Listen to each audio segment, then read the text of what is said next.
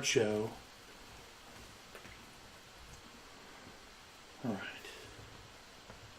right. Mike's still on. That's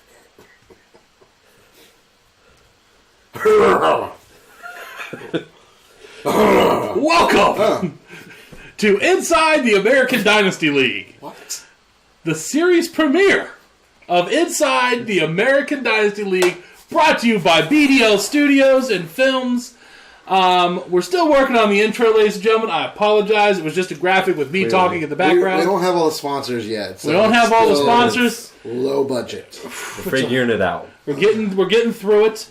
But welcome. This is going to be a weekly show that we do to break down the league and go over last week's results and everything like that. Give out the awards. The awards of the week. Awards.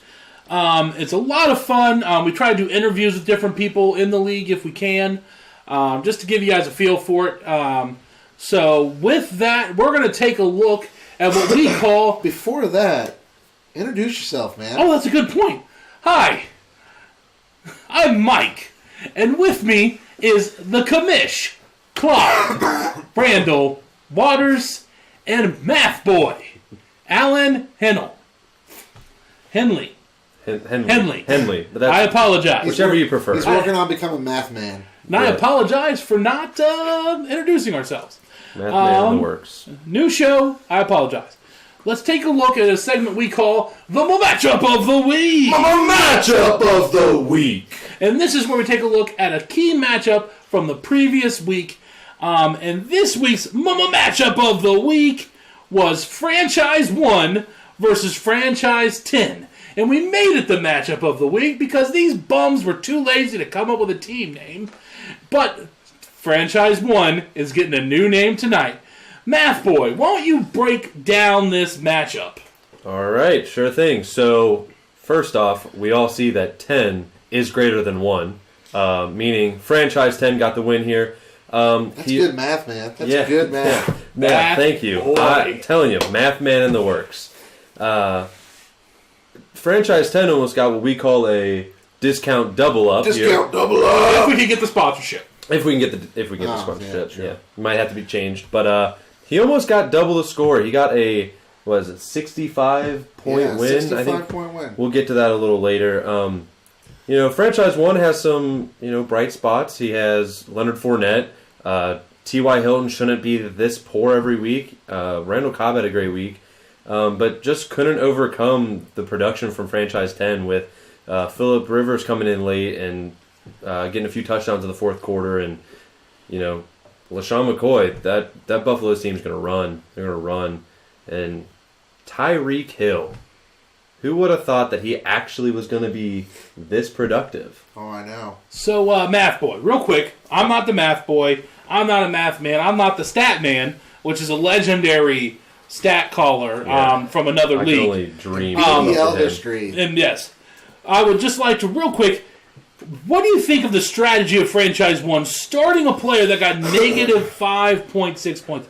Now, again, I'm no mathematician, but I got to think when you're trying to get as many points as possible, going negative hurts you in this. Am I right on that? Yeah, you don't want to put in players that get negative. Usually that hurts. 0, fine, but negative, it's taking points away from your team. Especially when you have two other, what I would say, probably better starts on your bench. Hurts to start that guy who wants to get negative. I mean, the real question is who starts a quarterback that's a redhead? Exactly. Red hair? Really? Here's what I found interesting about this matchup, and I think what was definitely the difference between these two teams. Franchise 10 had a 98.2% efficiency rating. That means highly efficient. 100% means you would have started the most effective roster, the best scoring roster you could have. They started a roster that got a 98.2%. There was only one player that they should have swapped out. And that is an amazing efficiency rating for a new league, and especially in Dynasty format. On the flip side, Franchise Uno, only a 63.9% efficiency rating. There were 4 different players they could have swapped out to try and get a better score. And had they done that, it would have been a 1-point difference in this matchup. Oh, man. All right. Let's take a look around the league for any other notable matchups this week.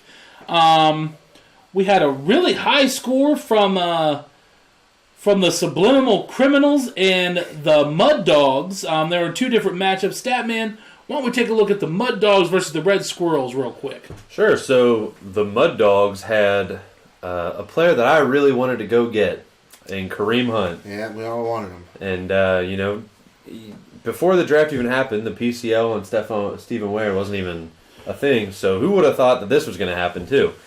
So that in itself, you got 45 points from one player. That's going to help. Oh, it's going to help. And on top of that, you get 14 points from a kicker. That's a lot of points from a kicker. Will Lutz. Will with one L. Will with one L. He's the man. There's definitely some improvement to be had on this team. Tyler Eifert only getting 1.4 points. That hurts. Kirk Cousins was not normal Kirk Cousins. No, he didn't like that. And then on the flip side, the Red Squirrels, man, Aaron Rodgers, big pickup for them going into this season. However, an unusually low performance for Aaron Rodgers. It's the Week 1 Blues hitting everybody this week. Joe Mixon, by far the biggest money dropped in the league for the Red Squirrels in this draft, only putting up 5 points.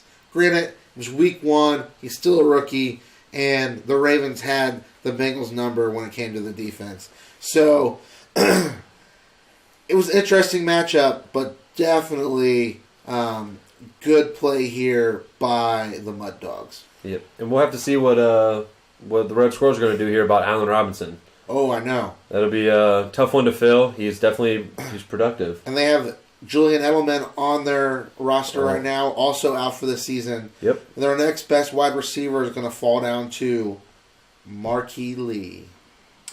Ooh. So let's move on here. We took a look at a couple of matchups. Let's go to a segment that we call Dynasty Quick Hits.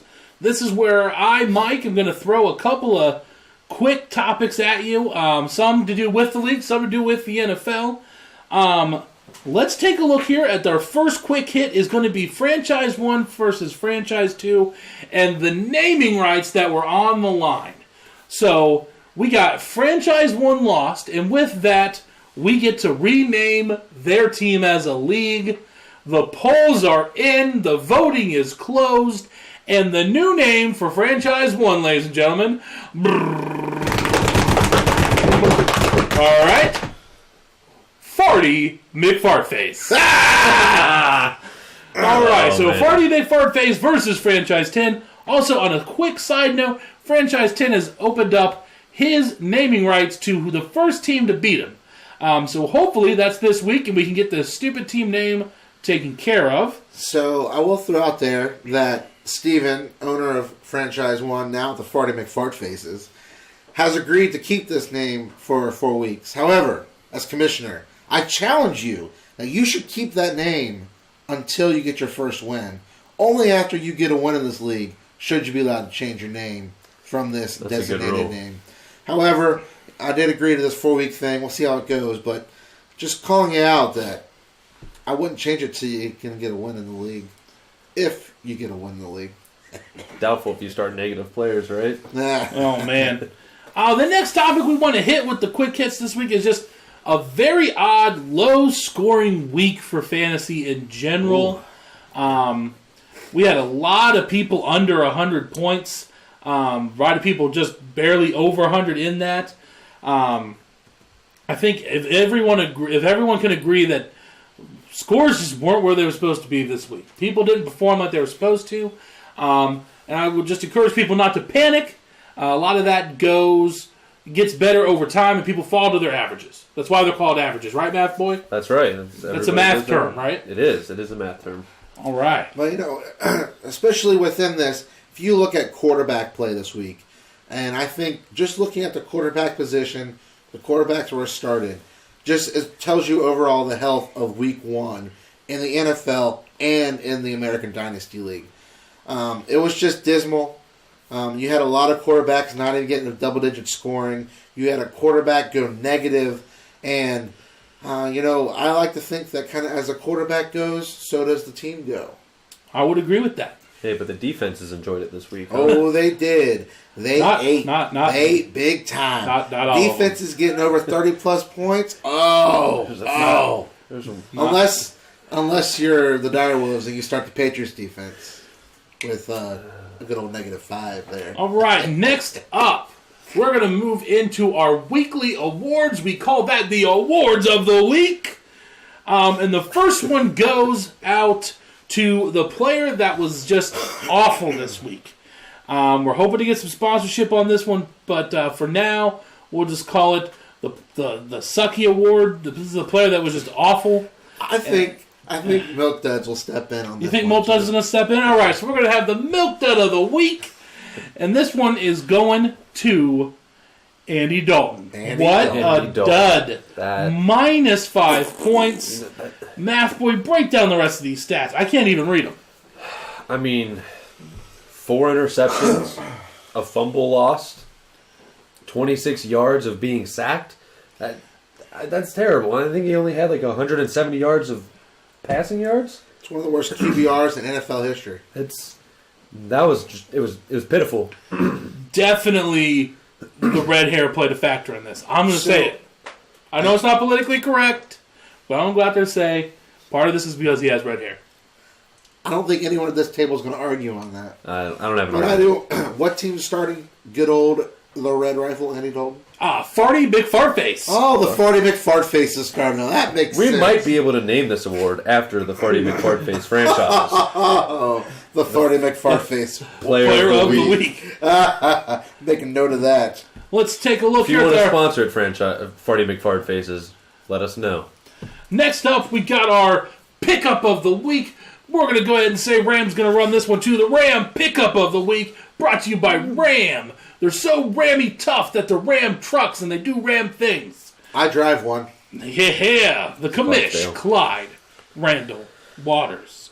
And since you drive one, Clyde, the commish, what would you say is the person who deserves to win this award? All right, well, since this is week 1, there was some waiver wire pickups. However, we're going to include pickups made on our draft as well. And this goes out week 1 to the Red Squirrels, who started Jesse James, tight end for Pittsburgh, putting up 22.1 points. And that was a surprise, good pickup there for the week. 22 points from tight end. Good job, Red Squirrels. Some of your previous awesome. Dynasty skills maybe coming into play there. Following after his wife there on the tight end play. Oh, yeah. I know one thing about his wife. She likes tight ends. Oh, she does. And Cheez-Its. I guess it's 2 things. Who doesn't like Cheez-Its? People that are wrong. Fair enough. Next up, we got our Whoopin' of the Week, brought to you by Burger King, home of the Whopper. And this one is going to always go to the team that has the biggest pounding of another team. And this week, it was none other than who, Commish? This goes out to Franchise 10 with their win over the Farty McFartfaces. It was a 65-point victory with a score of 149-79. Man, that was a pounding. That was close to what we call a double-up. As we stated before, next up, we got the Poopery Poo-Poo Team of the Week. And that one is going to the team that just stunk. Yeah, the worst team of the week, basically. The team that you just need to spray some poopery on and hope that poop smell don't travel to the whole party. And that is going to none other than the Winterfell Direwolves, owned by your host, Mike. That's right. Math boy, break down my defeat. Only getting 73.62 points this week. Only 73.62. Not even. I got less than the 40 McFartfaces. Yeah, that score happens to be the lowest score in league history. Oh man! It's such a long history of this week. I can't believe that was. I mean, that was a pretty abysmal performance out of your team this week. Man. All right, our last award this week goes to a surprise breakout player, a player that performed way above what everyone expected. And this one is brought to you by Proactive. Let your players break out, not your face. And that is going to who? Math Boy. The one and only Kareem Hunt. Scoring 45 points this week. The rookie from Kansas City. He made that Patriots defense look like they were standing still. He just ran all over them. Had a giant passing touchdown. A good pickup. Good pickup. All right. So now we're going to transition into talking about next week with next week's Mama Matchup of the Week. Mama Matchup of the Week. Matchup of the Week. We got the Mud Dogs versus the Smitty Werben Yammerman Jensen. Say that again. Smitty Merman Maggerman Binfins. One more time. Mickey Backy Mookie Backy Beacons. Yeah. That was close enough. We'll take it. All right. Math Boy, break this matchup down for us. Let's take a look at it and give me your pick for who's going to win. Sure thing. Let's see. So, I gotta find it first. This is why you're Math Boy. That's right. Not a stat man. We are working on the man. We're working on it. There it is. Hey! All right. Smitty Market Beer Keeper Market. So, Mud Dogs. We got Kareem Hunt, a rookie. Dalvin Cook, a rookie. I mean, those two guys tore it up last week as rookies. Can they keep it going? That's the big question here, I think. Those two guys, if they keep producing the way they're going to go, I think the Mud Dogs can get this. But when you look at the Smitty Werber Jagerman Jensens, he might be number one. Derek Carr, Ezekiel Elliott, Mike Gillislee. What are you going to get out of Gillislee this week? I don't know. Kenny Golladay, will he reproduce? But what does that have to do with anything? What is his reproductive health? Which I'm not saying is not an important factor in a man's life. But what does that have to do with him playing football? I'm talking about reproducing his fantasy numbers here. Oh, so he's going to produce the same numbers this week as maybe he did last week. Yes. Not is he going to impregnate his wife. No, that's not okay. Yeah. Assuming he's married, which hopefully that's the order he's doing things in, because the other way just doesn't work out well. Yeah. I'm sorry, continue, Matt Boy. That's okay. But I think I have to go. I think I have to go with the Mud Dogs here. I think they're going to do it. I think those rookies keep going and do what they're doing. All right, Kamish, who are you going with? Well, you won't believe this, but this is the first time in league history that the Mud Dogs have taken on the Smitty Werber Jaeger Jensens. The first time they played the Smitty Werber Jaeger Jensens? No, in week 2? In week 2, first no time. way. First time. Wow, this is incredible. Look So, at the history we're making. I will say this.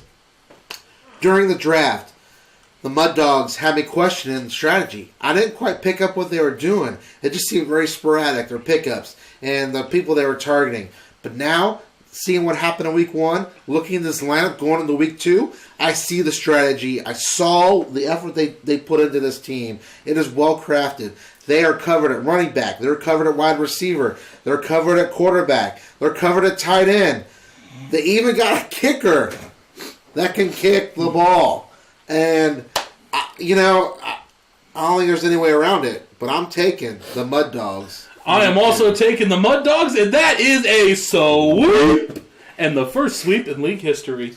There's so many firsts. I love it. Next up, we're going into the 2-minute drill. And this is where we give you our picks for the Fantasy Pick'em. And please remember to put in your own fantasy pool picks. There is money on the line for that. And who wants to give away free money by not participating? We're going to start with the Subliminal Criminals versus the Black Stags. Kamish. Well, I always take myself, so I'm going Black Stags. Math Boy. You're going down, buddy. No. Subliminal Criminals. No. I am taking the Criminals as well. Next up, we got the Harrison Bullfrogs versus the Fast and the Furious. The Fast and the Furious, I might add real quick, won their first ever fantasy football matchup. Not just fantasy football in this league, but fantasy football, period. They came right to the major leagues and said, you know what? I'm going to win. And Kamish, who are you taking? Harrison Bullfrogs versus the Fast and the Furious. I'm taking The Fast and the Furious. Math boy, Fast and Furious. I'm going with the Bulldogs. I think they're just too fast and too furious. Mostly I wanted to make the joke. Next up, we got the Mama's Boys versus the Red Squirrels. The Mama's Boys are owned by Chad. The Red Squirrels are owned by Morgan. I know everyone in the league's name, but now... He had to ask before the show started. Yes. Yeah, I wasn't sure what my brother's name was. Math boy, who you taking? Well, since I'm Math Boy and Mama's Boy's got a boy in the name, I'm going Mama's Boys. All right, Commish. I love my mama, so I'm going Mama's Boys. I love my brother and I believe in him. I'm going Red Squirrels. Ooh, okay. Next up, we got Franchise 10, what a lame name, versus the Winterfell Direwolves. You gotta have that changed. I really hope he beats you this week. Who are you taking, Commish? Franchise 10. Math boy. As much as I want him to beat you, change your name, I got you winning. Franchise 10. I take myself, which is often a bad decision. The Harry Berries versus the Farty McFart Faces. Farty McFart Faces! Farty McFart Faces. Anyways, I'm taking the Harry Berries. Harry Berries. I'm taking my favorite sister-in-law, the Harry Berries. And that's a sweep! All right, ladies and gentlemen. The last segment we have, and don't forget to get your pool picks in, is the question of the week. And this one comes to us from our Commissioner Clyde Randall Waters. Please explain this segment for me. All right. Well, the question of the week is basically where I want to get to know what you all are thinking. So I'll go out and I'm going to post a poll on the league site for everyone to vote in this week and have discussion on, and we can review what we find in next week's show. But to kick this week off with a question, after seeing how questionable week one was, a lot of poor play, a lot of teams seem to have fallen apart right from the get-go, right out of the gate. The question is, who is more likely to make the playoffs after their horrible week one? The Winterfell Direwolves or the Farty McFart Faces? Farty McFart Faces! I know who I'm taking, but it might not be a good decision. If I had to choose, I'd pick neither. Anyways, You have to choose one or the other. this is for our discussion this week. I'll post a poll. I hope you all go out there and vote and submit your fantasy pool picks at the same time. That is it for us this week, ladies and gentlemen. We hope to have a little bit more polished show for you next week. As always, have fun playing fantasy football. Get your pool picks in, and be safe out there. Goodbye. Good luck. Ciao. You're going down, sir.